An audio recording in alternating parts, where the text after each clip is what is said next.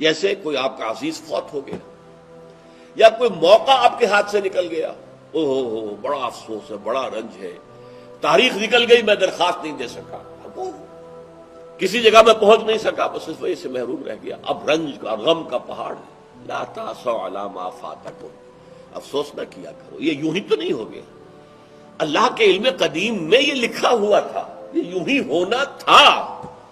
تمہارے لیے جو ہے اس پر افسوس اور رنج کرنا گویا کہ اللہ سے محجوبیت کی دلیل ہے، اللہ کی معرفت تمہیں حاصل نہیں ہے کہ لا تاسوا علی ما فاتکم ولا تفرحوا بما آتاکم، اور جو کچھ اللہ تمہیں دے دے اس پر خوشیاں نہ منایا کرو۔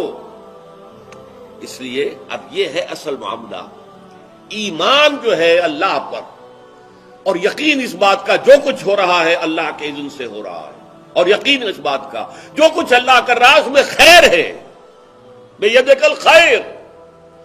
چاہے مجھے ایک بات ابھی ناگوار گزری ہے، مجھے تکلیف پہنچی ہے، اللہ کے اسکیم میں، the higher level scheme of things, divine scheme of things کے اندر اس میں کوئی نہ کوئی خیر ہے، تم جانتے نہیں ہو۔ اس کو کھولا گیا۔ پہلی بات تو یہ ہے کہ تمہیں خوشی ملے، راحت ملے، مسرت ملے، یا کوئی غم ہو یا رنج ہو یا دکھ ہو، دونوں حالتیں برابر ہیں، اس لیے کہ دونوں میں آزمائش ہے، کبھی وہ دے کر آزماتا ہے، کبھی چھین کر آزماتا ہے۔ دے کر آزماتا ہے، شکر کرتا ہے کہ نہیں، چھین کر آزماتا ہے، صبر کرتا ہے یا نہیں۔ عارف جو انسان ہوگا، اللہ کو پہچاننے اور جاننے والا، وہ چٹان کے مانند ہوگا، ہوا ادھر سے آئے یا ادھر سے آئے اسے کچھ نہیں کہے گی، اچھی بات آئے بری آئے کوئی پرواہ نہیں، اسے اللہ کی طرف سے۔ ما اصاب من مصیبت فی الارض ولا فی انفسکم الا فی کتاب من قبل ان نبرأها۔ یہ مضمون بڑی تفصیل سے پڑھ چکے سورۃ تغابن میں، وہاں فرمایا تھا دوسرے رکوع کی پہلی آیت، ما اصاب من مصیبت الا باذن اللہ، کوئی مصیبت، کوئی تکلیف، کوئی پڑھنے والی نہیں پڑتی مگر اللہ کے اذن سے۔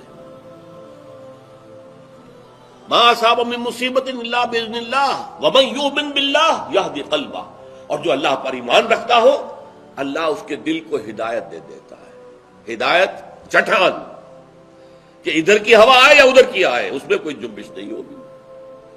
جتنا انسان دیکھیے، ایک ہوتا ہے فوری طور پر ایک ریفلیکس ایکشن کی حد تک متاثر ہو جانا، یہ تو ہوگا، آپ کا ہاتھ یہاں رکھا ہوا تھا، کسی چیز نے کاٹا، آپ کا ہاتھ فوراً جو ہے اٹھ کے آ جائے گا، اس میں آپ کے ارادے کو کوئی دخل نہیں، یہ ریفلیکس ایکشن ہے، آپ کی سوچ کو، آپ کے ارادے کو کوئی دخل نہیں۔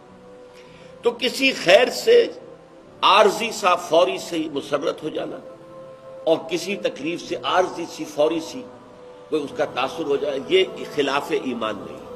پینڈولم زیادہ حرکت کر رہا ہے، خوشی میں زیادہ ادھر چلا گیا، غمی میں زیادہ ادھر چلا گیا، تو جتنا اس پینڈولم کی رینج ہے اتنی ہی آپ خدا سے دور ہیں۔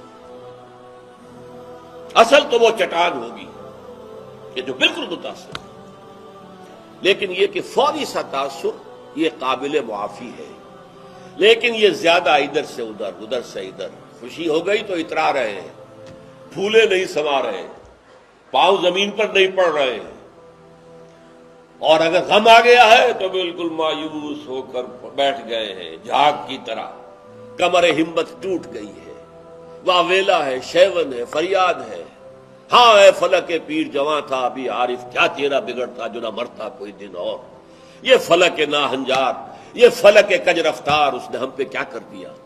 یہ ساری باتیں جو ہے یہ اللہ سے محجوب ہونے کی علامت ہے۔ اب اس میں بھی درجے ہیں کئی۔ دیکھیے، پہلی بات یہ ہے کہ خوشی والی بات ہو، غم والی بات ہو، دونوں برابر ہیں، کیونکہ یہ بھی آزمائش، وہ بھی آزمائش۔ یہ بات سورۃ الفجر میں کہی گئی بہت خوبصورت انداز میں۔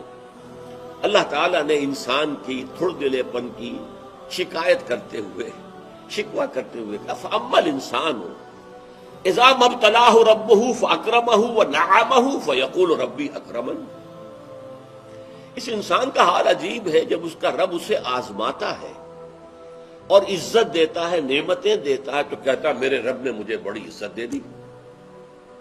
وَأَمَّا إِذَا مَا ابْتَلَاهُ فَقَدَرَ عَلَيْهِ رِزْقَهُ، اور جب اللہ آزماتا ہے اسے اور اس کی روزی تنگ کر دیتا ہے، فَيَقُولُ رَبِّي أَهَانَنِ، یہ کہتا ہے رب نے مجھے ذلیل کر دیا، کلا ہرگز نہیں۔ اب یہاں دیکھیے، سوچئے اس نے کیا غلط بات کہی؟ عزت دی تو اللہ نے دی اور ذلت آئی تو اللہ کی طرف منسوب کر رہا۔ اس نے کسی بت، کسی دیوی، کسی دیوتا کا ذکر تو نہیں کیا نا، وہ مشرک تو نہیں ہے، پھر کیوں اس پہ تنقید کیوں ہو رہی ہے؟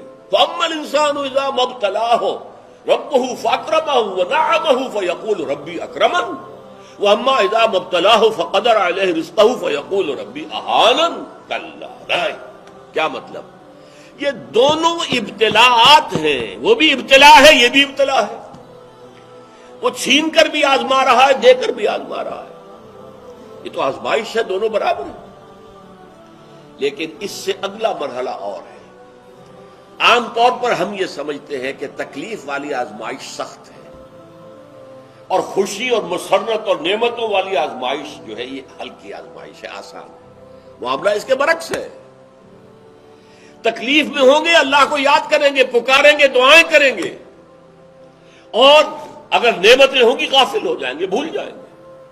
کون سا امتحان زیادہ سخت ہوا نتیجے کے اعتبار سے؟ تکلیف والا امتحان زیادہ سخت نہیں ہے۔